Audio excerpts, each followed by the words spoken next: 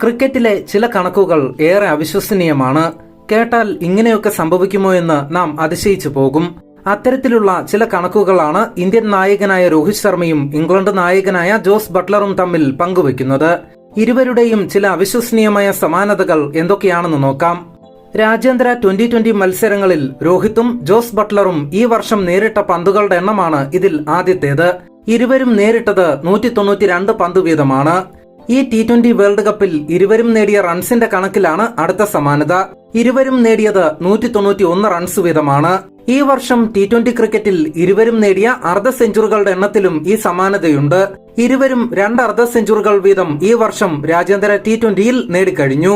ഈ T20 world കപ്പിൽ രോഹിത്തിന്റെയും Jose ബട്ട്ലറിന്റെയും strike റേറ്റും സമാനമാണ്.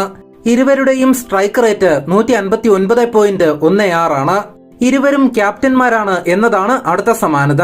രോഹിത് ശർമ്മ ഇന്ത്യൻ നായകനാണെങ്കിൽ ജോസ് ബട്ട്ലർ ഇംഗ്ലണ്ട് നായകനാണെന്ന് മാത്രം. വേൾഡ് കപ്പിന്റെ സെമി ഫൈനലിൽ ഇരുവരും നേർക്കുനേരെ വരുന്നു എന്നതും പ്രത്യേകതയാണ്. എന്തായാലും യാദർച്ഛികമായി സംഭവിച്ചതാണെങ്കിലും ഈ കണക്ക് ക്രിക്കറ്റ് ആരാധകരെ അത്ഭുതപ്പെടുത്തുകയാണ്. ഒരുപക്ഷെ നാളെ സെമി ഫൈനലിൽ ഈ കണക്കുകൾ മാറിമറിഞ്ഞേക്കാം.